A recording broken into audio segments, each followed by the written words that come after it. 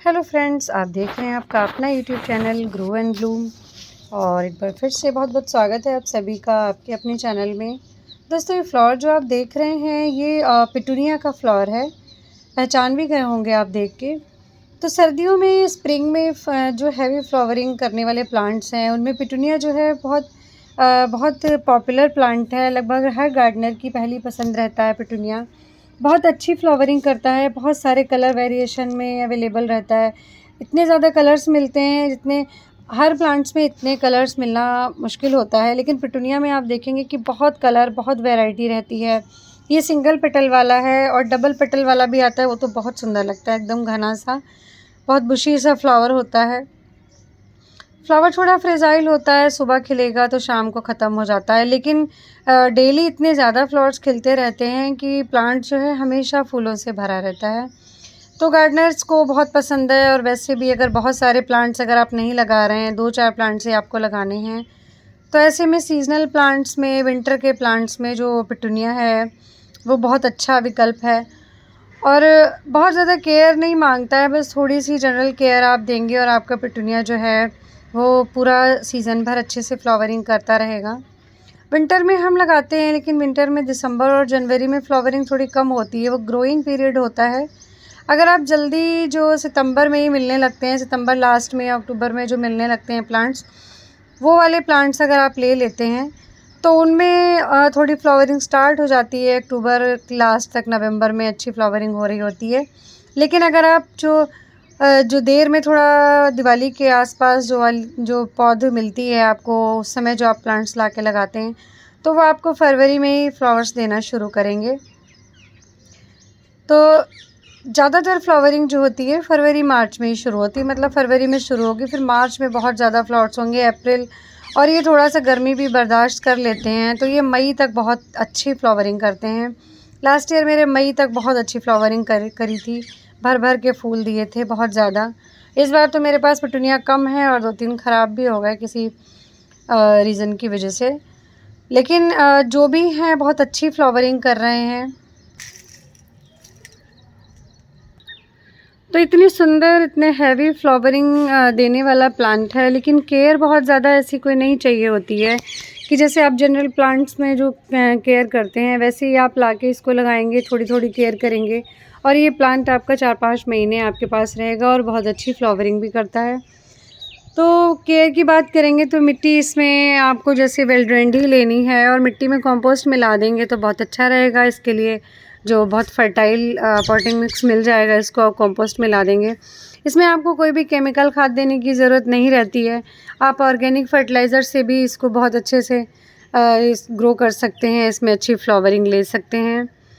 इसको पूरे दिन की धूप चाहिए होती है। पिटूनियाज़ जो है विंटर के प्लांट्स जितने भी होते हैं उन्हीं की तरह पिटूनियाज़ को भी जो धूप है पूरे दिन की चाहिए। तो ऐसी जगह पे रखें जहाँ पे इनको 5 से 6 घंटे की धूप मिलती रहे, लेकिन इन्हें सूखा बिल्कुल भी बर्दाश्त नहीं है। जैसे अभी थोड़ा सा ड्राई मौसम होने लगे, मार्च चल रहा है तो गर्मी होने लगी है थोड़ी सी, तो ऐसे में क्या होता है, शाम तक अगर आपने इसमें पानी जैसे मिट्टी सूखी रहेगी और शाम हो गई, पूरे दिन बहुत ज़्यादा सूखा रहा, ड्राई रहा, तो फिर धीरे धीरे फ्लावर्स जो हैं ये ढलना शुरू हो जाते हैं, फिर ये मुरझा जाते हैं एकदम से, पत्तियां भी थोड़ी सी मुरझा जाती हैं जिसकी वजह से लगता है कि पौधा ख़राब हो गया या मुरझा गया बहुत ज़्यादा। तो इसको ध्यान रखें कि बहुत ज़्यादा सूखा भी नहीं होना चाहिए और ओवर वाटरिंग भी नहीं होनी चाहिए, क्योंकि ये बहुत बुशी प्लांट होता है। ऊपर हाइट तो इसकी बहुत ज़्यादा नहीं होती है, लेकिन ये नीचे से बहुत फैलता है। तो ये जो मिट्टी से लगी हुई पत्तियां रहती हैं ना, अगर ये बहुत ज़्यादा पानी रहेगा गमले में, मिट्टी बहुत गीली रहेगी, सॉगी रहेगी, तो इसकी जो नीचे से पत्तियां हैं वो सड़ने लगती हैं, रूट रॉट की प्रॉब्लम हो जाती है, तो आपका पौधा जो है ख़राब हो जाता है। तो इन सब चीज़ों का ध्यान रखेंगे। अच्छी फ्लावरिंग देता है बहुत अच्छे अमाउंट में, तो फर्टिलाइज़र आप इसको समय समय पर देते रहें। आप 3 हफ्ते में इसको फर्टिलाइज़र दे सकते हैं और थोड़ा स्लो रिलीज़ फर्टिलाइज़र देंगे और बहुत ज़्यादा हार्श या बहुत ज़्यादा मात्रा में नहीं देंगे। फर्टिलाइज़र देने का तरीका यही है कि कोई भी खाद दें, चाहे पानी में वाटर सॉल्युबल फॉर्म में दे रहे हैं या वैसे आप दे रहे हैं। अगर केमिकल देनी है तो दे सकते हैं आप, उससे बहुत नुकसान नहीं है, क्योंकि ये सीज़नल फ्लावर्स होते हैं, सीज़नल प्लांट्स होते हैं, तो इनसे आपको अगर लेना है तो फर्टिलाइज़र तो देना ही पड़ेगा। ऐसे में अगर आपके पास ऑर्गेनिक अवेलेबल नहीं है तो आप थोड़ा बहुत इसको केमिकल फर्टिलाइज़र भी दे सकते हैं, NPK वगैरह दे सकते हैं। तो इसके लिए आप इसको ऊपर से नहीं देंगे, मिट्टी में बहुत आराम से थोड़ा-सा दूर जो इसके टच नहीं होना चाहिए मेन स्टेम से, तो इसका थोड़ा-सा दूर यहाँ पे देंगे, इसकी गुड़ाई कर देंगे और फिर उसके बाद में पानी देते रहेंगे। वो धीरे-धीरे जो है स्लो फॉर्म में रिलीज़ होता रहेगा, पौधे को मिलता रहेगा। तो इस तरह से आप 3 हफ्ते में आप इसको फर्टिलाइज़र दे सकते हैं। वर्मी कंपोस्ट का, उडंग मैन्योर, खली का फर्टिलाइज़र जो होता है ना सरसों की खली का, वो बहुत अच्छा रहता है। इसमें अनियन बनाना पील भी बहुत अच्छा इसके लिए रहता है, इसकी फ्लावरिंग के लिए, ग्रोथ के लिए। बाकी आप चाहें तो आप NPK भी दे सकते हैं।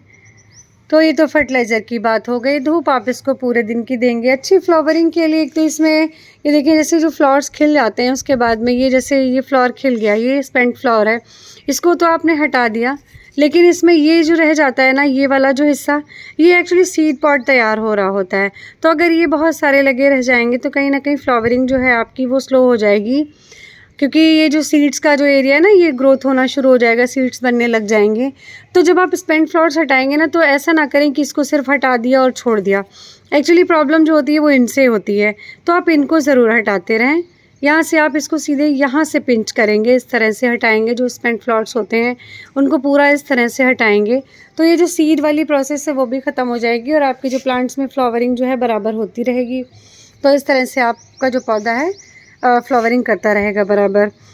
पौधे को लगाने की बात करेंगे तो पौधा आप सीड से लगा सकते हैं। आप स्टार्ट में सितंबर में ही इसके सीड्स अगर आप इसके जर्मिनेट होने के लिए रख देते हैं आप इसको, तो ये पौधे आपके सर्दी आते आते फ्लावरिंग वाले हो जाते हैं।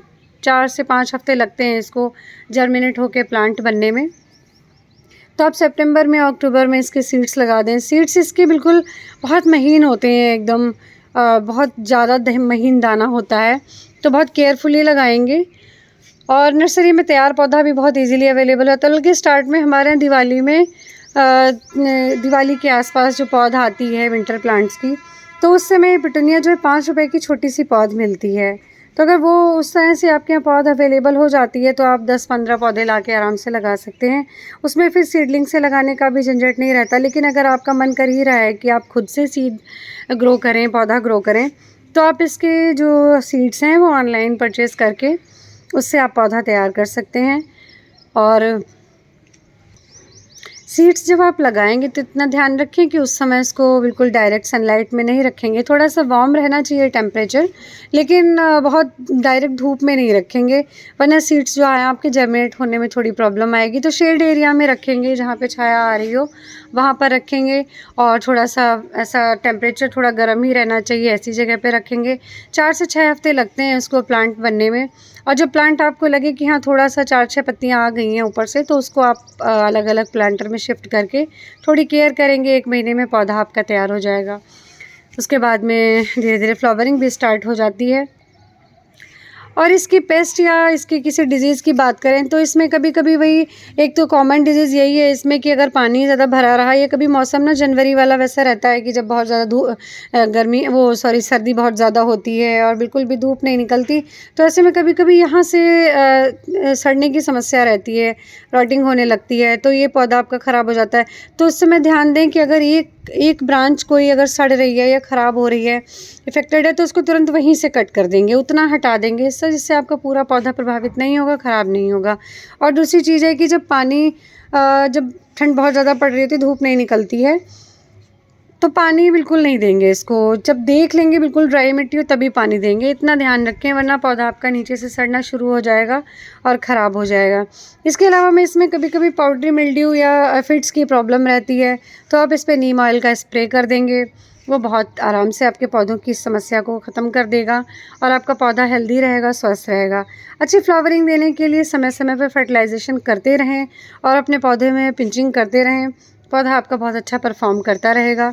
बहुत सारे कलर्स होते हैं, ये इस तरह से, एक तो ये लाइनिंग वाला रहता है ना, ये मुझे बहुत सुंदर लगता है, ऐसे 2 कलर्स में आता है, लाइनिंग सी रहती है, बड़ा प्यारा फ्लावर लगता है। देखें इसमें बहुत सारे स्पेंट फ्लावर्स लगे हैं जो मुझे पिंच करने हैं।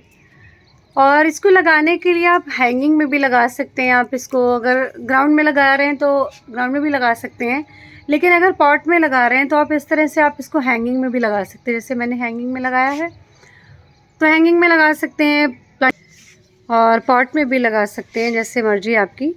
लेकिन पौधा जो है बहुत खूबसूरत है, बहुत अच्छी फ्लावरिंग करता है, तो इसको आप ज़रूर लगाएं। और वीडियो आपको पसंद आती है, जानकारी आपको अच्छी लगती है तो मेरे वीडियो को लाइक करिएगा, शेयर करिएगा, कमेंट करके ज़रूर बताइएगा और चैनल को सब्सक्राइब ज़रूर कीजिए। मिलते हैं नेक्स्ट वीडियो में, तब तक के लिए बाय बाय, टेक केयर।